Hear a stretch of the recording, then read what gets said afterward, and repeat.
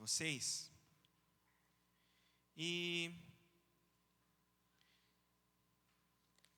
esse lugar que eu estou, este púlpito, é um lugar onde a gente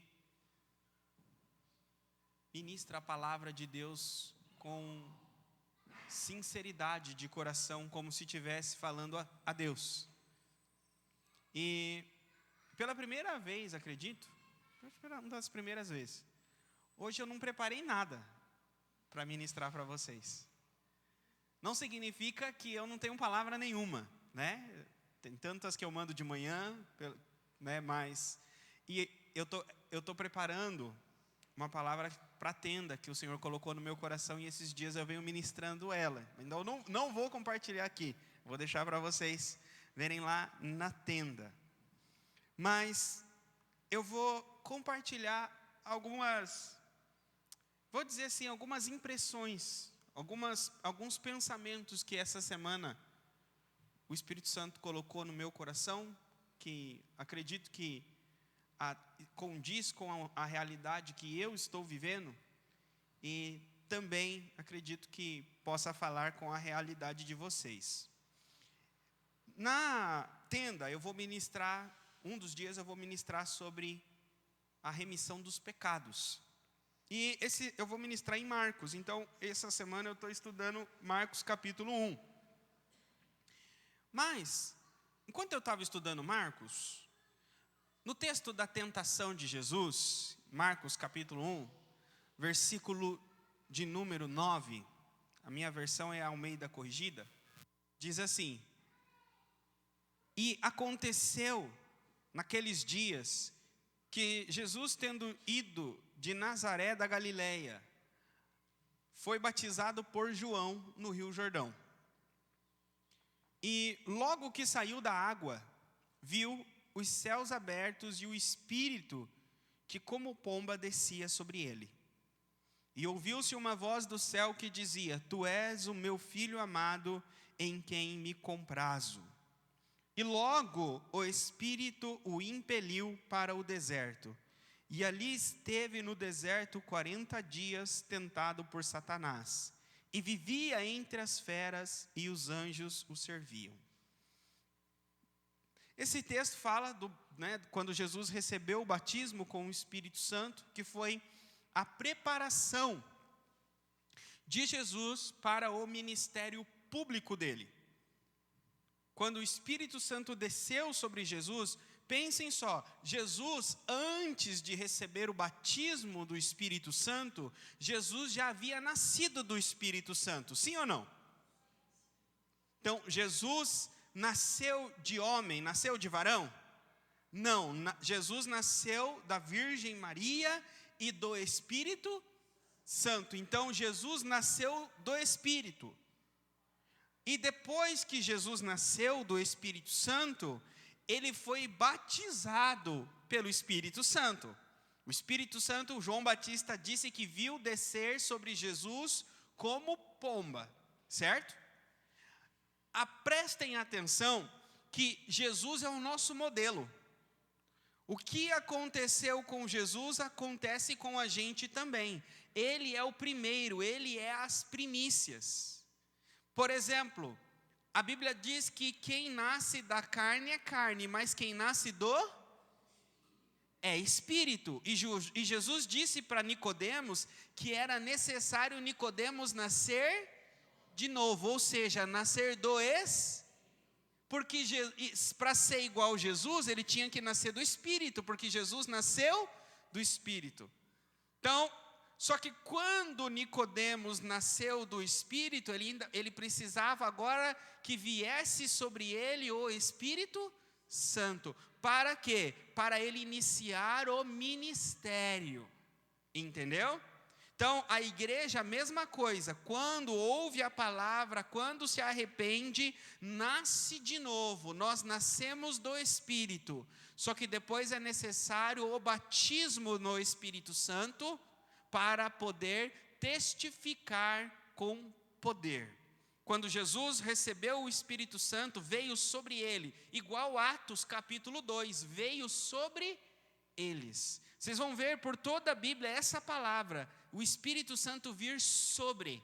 Por exemplo, Sansão, quando ele atacava os filisteus e, vamos dizer assim, destruía 1000 homens, diz que vinha sobre ele o Espírito Santo. Isso em Juízes capítulo 13. Então, Jesus, veio o Espírito Santo e Jesus, quando o Espírito Santo vem sobre Jesus, diz que o Espírito Santo impeliu Jesus para o deserto. Aqui é interessante.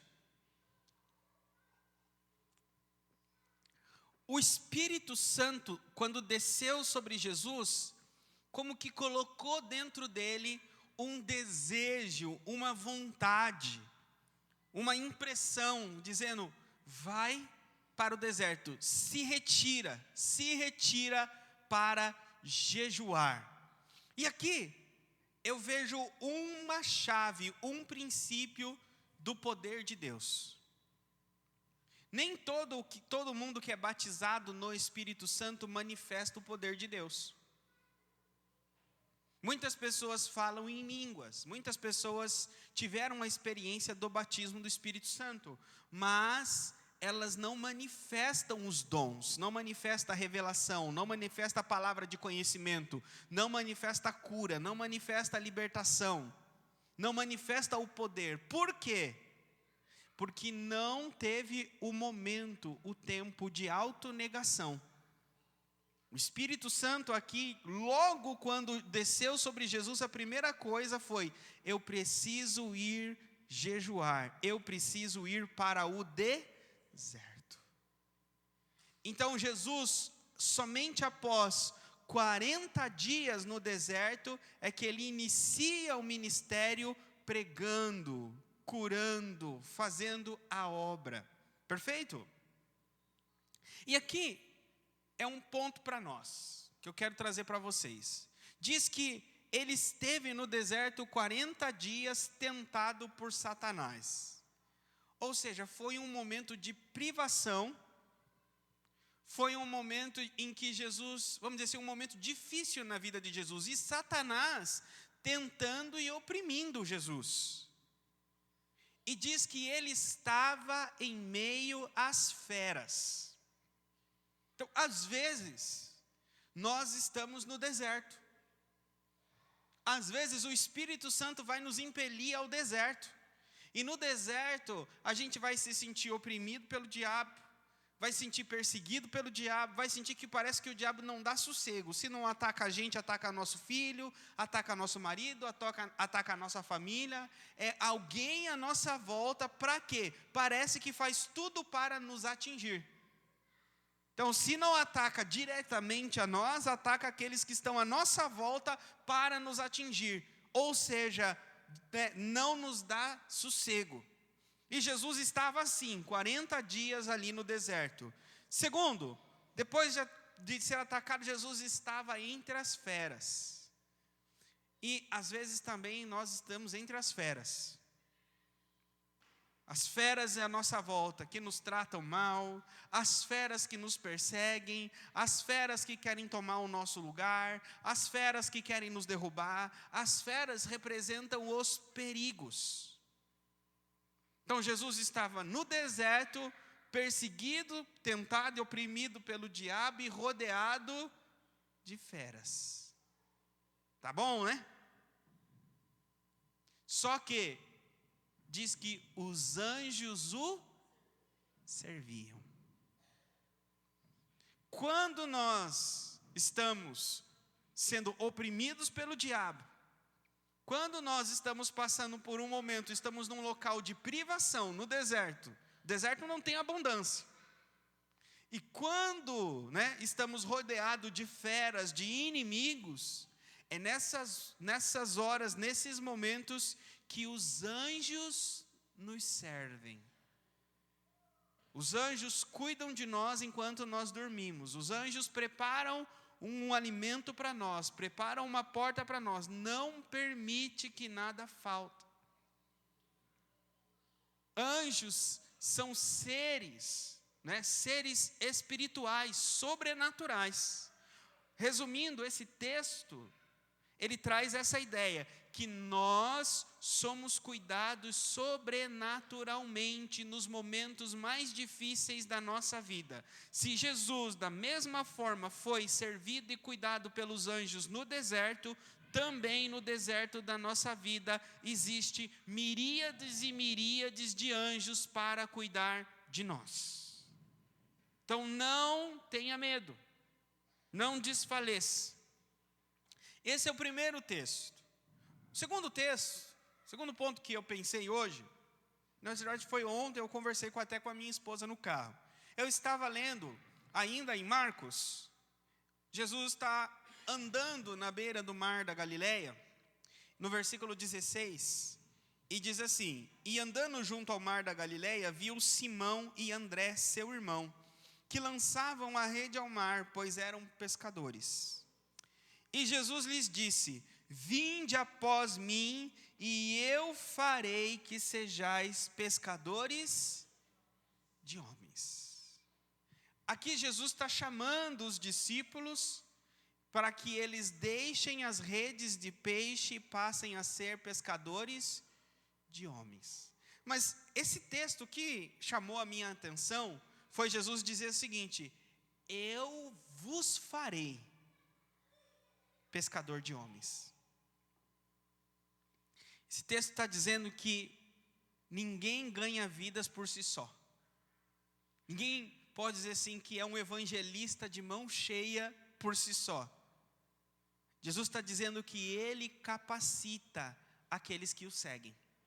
Às vezes a gente fala assim: eu não sei evangelizar, eu não sei falar a palavra, eu não conheço a Bíblia, eu não leio muito a Bíblia, a minha língua enrola, eu não tenho palavras, eu não sei. Mas Jesus está dizendo o seguinte: ei, deixa a rede e me segue. Eu não estou pedindo para você falar para ninguém, eu estou pedindo somente para você me seguir, e eu farei de você pescador de homens. Apenas me siga, que eu farei a obra na tua vida. Eu colocarei as palavras, eu te ensinarei, mas é necessário o quê? Obediência. Jesus falou para os discípulos: olha, o que eu disse para vocês, às escondidas, proclamem dos telhados. Para ser pescador de homens, precisa ter ousadia e abrir a boca. Significa, vocês sabem, quando a Bíblia chega para Abraão, vou dar o exemplo de Abraão, e fala assim: Abraão, sai da tua terra, da tua parentela, para uma terra que eu te mostrarei. Significa o seguinte: Abraão, vai. Para onde, Senhor? Para onde você quiser. Deus não fala para ele: vá para a direita, vire para a esquerda, dê 2 passos, espere 3 dias. Às vezes a gente entra em pânico por causa disso. A gente fala assim: Deus, o que eu faço? Para onde eu vou? E quando Deus fala com Abraão, Abraão, tenha fé.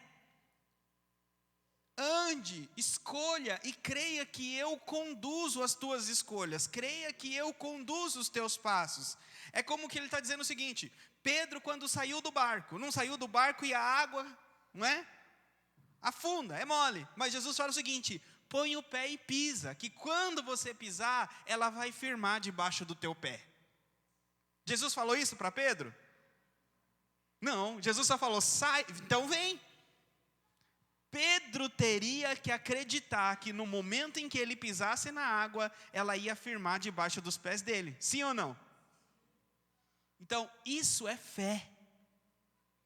Fé é você tomar uma decisão, é você tomar uma escolha, agir debaixo dessa escolha, e ela é como que você fala assim: mas se eu pisar vai afundar, mas eu creio que pela fé, quando eu pôr o pé, Deus vai me segurar. Hoje eu estava lendo um testemunho. Eu falei para vocês que eu estava no domingo, né, que eu compartilhei um testemunho. Todo dia eu estou lendo um livrinho que tem uns testemunhos. Hoje o nome do pastor chamava Mori Cerulo. Cerulo o nome dele. Ele pregava também tendas evangelísticas, estádios, mas esse testemunho era bem no começo da vida dele. Ele estava lá nos Estados Unidos, e aí ele tinha um pastor, amigo dele, que discipulou ele. E esse pastor foi embora para Atenas, e estava fazendo um trabalho na Grécia. Isso lá perto do ano 1950, alguma coisa. E aí, esse pastor Maurice Cerulo, né, ele estava nos Estados Unidos, e ele falou assim, que o Espírito Santo falou no coração dele, que ele ia fazer uma cruzada evangelística na Grécia. Ele já fazia nos Estados Unidos, né, de estado em estado. E aí ele ficou com aquilo no coração. Passou nem um mês, ele recebeu uma carta desse pastor amigo dele, chamando ele para ir fazer um trabalho onde? Na Grécia. E aí ele sentiu, é Deus que está chamando. E ele foi. Nessa época, ele vinha de muita dificuldade financeira antes, né? Passando dificuldade, não tendo dinheiro para colocar gasolina no carro, para ir de uma campanha para outra, mas sempre Deus provendo ali no último minuto. E esse ano que ele foi para a Grécia, ele falou assim que Deus tinha em 4 anos prosperado ele, que ele tinha juntado $11.000, e ele foi ver uma casa. E a casa estava sendo construída, e era necessário fazer um depósito para segurar a casa.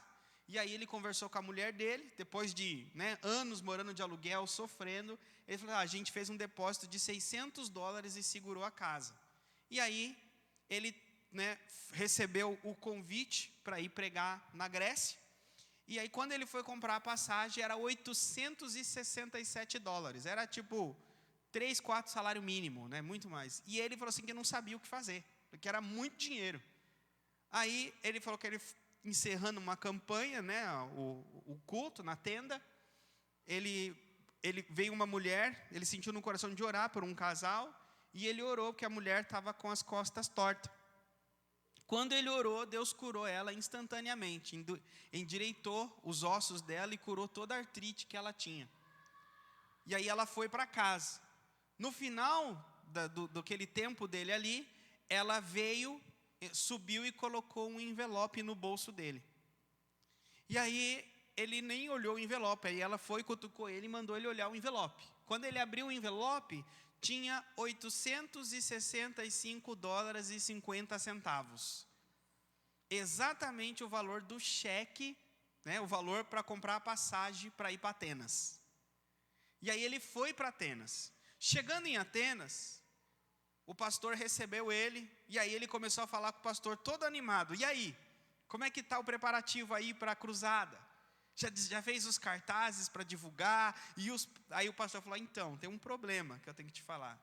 Como assim um problema? E os pastores, como é que está as igrejas? Estão animados? Falei, então, tem um problema que eu tenho que te falar. O que acontece? Falou assim, olha, aqui é perigoso, é proibido. O governo não libera a igreja para divulgar nada de material, não proíbe a igreja de alugar estádio, de fazer todo esse tipo de coisa. Isso era lá em 1950, a Grécia era fechada, só a igreja ortodoxa que era permitida. E aí ele falou assim, e agora? Aí o pastor colocou ele num quarto lá, e ele falou que ele ficou nesse quarto 10 dias, orando e jejuando. Orando e jejuando. Ele falou assim que no 10º dia bateu na porta do quarto dele. Ele falou assim que ele abriu a porta, entrou uma mulher bem vestida, e falou que ela estava ali, que Deus tinha mandado ela para resolver o problema dele. E aí ela contou que ela 15 dias antes dele chegar em Atenas, ela estava andando na rua, ela ouviu um louvor, entrou numa casa, e era uma igreja, e ela se converteu. E ela era esposa do dono do maior banco da Grécia, que tinha contato direto com o presidente. Aí ela falou que ia falar com o marido dela, para o marido falar com o presidente, para conseguir abrir, alugar um estádio, tudo, para ele fazer o trabalho dele. Aí ela falou com o marido dela, em 2 dias, estava vinculando no jornal os anúncios, tinha o local para fazer a cruzada, estava tudo arrumado. E aí ele falou que ele fez a cruzada por, se não me engano, 7 dias. E ele falou assim que encheu todos os dias, e milhares de pessoas aceitando Jesus. Ele falou que as pessoas eram curadas, libertas, tinha tanta gente que quando ele saía saía do estádio, eles sabiam por onde ele ia passar, e aí eles colocavam os cegos, pessoa de cadeira de roda, de muleta, para onde ele passar, ele ia orando pelas pessoas. E quando chegou no final da campanha, né, era o último dia, falei, a gente precisa encerrar. E aí o pessoal do tráfego falou assim, mas não tem, o senhor vai encerrar? Agora que está tendo muita conversão, o povo está gostando. Eu falei assim, mas não tem mais dinheiro para trabalhar, para fazer aqui, tem que falar com o governo. Ele falou, não. E aí ele falou assim, agora? Eu falei, eu vou orar. Aí ele foi para o quarto dele e falou assim, Senhor, cadê o dinheiro, Senhor? O que eu faço? O povo abriu a porta. Aí o Senhor falou assim para ele, você sabe onde está o dinheiro? Ele falou, então me fala, Senhor, onde está o dinheiro? Me fala que eu pego. Ele falou, o dinheiro está lá na tua casa. Ele, não, Senhor, aquele dinheiro não. Aquele dinheiro é da minha casa, agora que a minha esposa, não, eu vou ter que falar com a minha esposa. Se ela, aí diz que ele ligou para a esposa, e aí a esposa falou assim para ele, eu sei porque você me ligou. Então pode pegar, eu vou mandar o dinheiro para você. Aí ela mandou os $10.400. E aqueles 600 que eles tinham dado de entrada na casa, eles perderam. Ele pegou aquele 10.400 e gastou tudo na campanha. Muito mais gente foi ganha para Jesus. E aí ele voltou para casa. Quando ele voltou, ela estava lá no aeroporto esperando ele. Ele falou assim que ele colocou a mão no bolso e tirou tudo assim para fora, não tinha nada. Abraçou ela. E aí ele falou assim que em um ano pregando, ele levantou o mesmo valor que ele tinha levantado em 4 anos. E aí, eles estavam agora com o mesmo valor procurando uma casa. Passou no bairro onde eles tinham dado o valor de entrada da casa.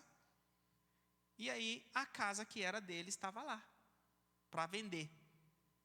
Aí ele pegou e ligou para o amigo dele, que era da imobiliária, e falou assim, e aí? E a casa, assim, assim, assim? Ele falou, rapaz, essa casa é um problema. É a única casa que eu não consigo vender. Vendi a casa do lado, a casa do outro lado, a de trás, a da frente, e essa sua casa está aí. Eu não vendo, não consigo vender. Desde que você devolveu, ninguém entrou nela, ninguém usou. Está lá. Eu falei, aí, o que você pode fazer para mim tirar essa casa da sua mão? Aí ele falou com os donos lá, com o proprietário. Ele falou assim, os donos falaram o seguinte, se você ficar com a casa, eles vão devolver até aqueles 600 que você tinha feito. E aí ele ficou com a casa. Ele falou assim que Deus guardou até a casa para ele. Ele não se preocupou, não teve medo, confiou. Queridos, é uma frase, está na Bíblia, mas foi dita para mim pela irmã Ilza. A irmã Ilza falou uma frase seguinte, pastor, posso contar seu testemunho aqui, irmã Ilza, para dizer essa frase? Daí no domingo a senhora conta de novo. A irmã Ilza chegou para mim e falou assim que ela estava com refluxo. E passando mal de refluxo e tomando um chá, e aí achando que o chá estava fazendo efeito, e aí voltou tudo. E aí ela falou assim, sabe o que? Eu não vou gastar dinheiro com remédio. O dinheiro que eu vou gastar com remédio de refluxo, eu vou ofertar. Não vou tomar nada. E aí ela falou essas frases, se eu perecer, eu pereci. Isso é fé. É a mesma coisa desse pastor. Ele falou assim, eu vou dar os 10.400 para a obra. Se eu ficar sem casa, eu fiquei sem casa. E não precisa nem dizer que o mesmo Deus que foi fiel com o pastor Maurício Cerulo foi fiel com a irmã Ilza. Quando a gente coloca aquilo que é nosso, que é precioso, em perigo, Deus não permite. Isso é fé, foi igual a Abraão. Abraão foi descer o cutelo no filho dele. E Deus falou, Abraão, pare. Então fé, às vezes Deus pede para a gente descer o cutelo. Enquanto a gente não desembainhar o cutelo e não descer o cutelo naquilo que é precioso para nós, a gente não vê o milagre. Fé corre risco. Fé corre risco. O último testemunho, para encerrar, até falei para minha esposa isso, desse mesmo pastor, filho dele... Não, esse eu vou deixar para depois, falta 10 minutos. Mas é correr risco, irmãos. A gente precisa correr risco. Eu vou contar para vocês. Serve bem certinho para o que eu estou falando. Ele tinha 2 filhos já nascidos e a esposa engravidou do terceiro. Quando ela estava andando na rua, ele escutou um grito e ela estava caída no chão, rolando de dor, sofrendo hemorragia. Correu para o hospital, o médico falou que ela estava sofrendo um aborto. Ia ter que tirar a criança, porque a vida dela corria perigo. E aí eles ficaram naquele impasse. E ele era órfão, cresceu sem pai e sem mãe, e ele tinha entregue a vida, a família dele para Deus. E quando ele ficou entre a cruz e o punhal de tirar a vida do filho dele, ou talvez perder a vida da esposa, eles oraram, conversou com a esposa, e ela falou assim, não vamos fazer nada, vamos esperar em Deus. E ela, gemendo de dor, foi para casa, porque ele estava numa outra cidade, fazendo a campanha dele. Quando chegou, ela estava ainda com dor, sangrando. À noite ele tinha que pregar no último dia do encerramento. Ele deixou um ajudante dele lá, cuidando da esposa, e ele foi encerrar a campanha. Depois, passado mais ou menos uns 3 meses, ela voltou no médico, porque sofreu de novo dores e hemorragia. E o outro médico, agora de outra cidade, de outro estado, falou para eles, olha, o que o outro médico falou é verdade, e eu não ouço nem a batida do coração do bebê. Precisa urgente fazer um aborto. Sua esposa corre risco e a criança não ouça a batida do coração. Ele conversou com a esposa e eles decidiram não fazer o aborto. Mesmo sem ouvir a batida do coração, deixaram o bebê. Depois disso ela sofreu mais uma hemorragia. Mas não precisa nem falar que quando deu 9 meses, que veio as dores, nasceu um menino, Marcos, cheio de saúde. Às vezes isso é fé. É você crer, você não vê, você não ouve, e você permanece crendo. Agora imagine só, muita gente vai falar assim, não, esse pastor ele foi um irresponsável. Colocou a vida da família em risco. Ele foi um irresponsável. Como pode deixar a mulher em casa sangrando e ir fazer um culto? Como pode? O médico falou e ele não ter feito o aborto.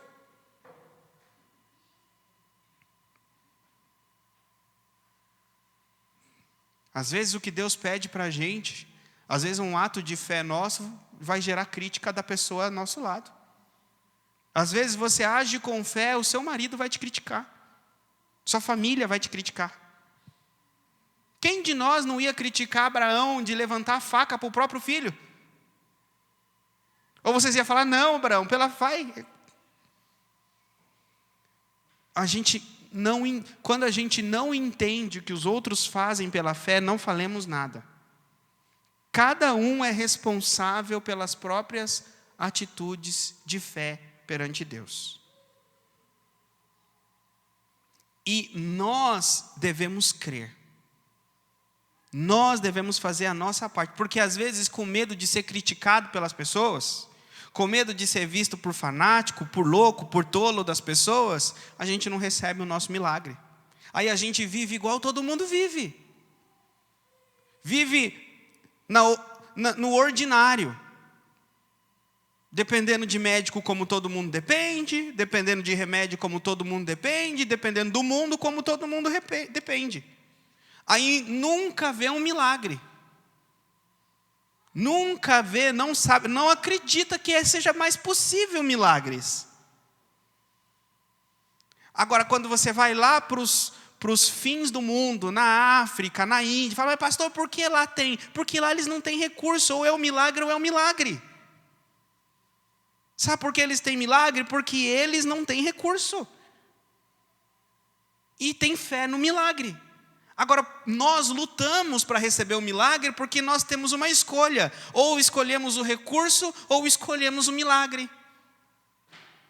E aí a gente vai para o recurso. O milagre espera, depende. Ainda que seja loucura. Ainda que sejamos chamados de tolos. Quero ser um tolo para Jesus. Sabe, irmãos, o mundo pode me chamar de tolo. O mundo pode me chamar de um pastor fanático, que coloca a vida da minha igreja, da minha família em perigo, em risco, que faz loucura. Não estou nem aí.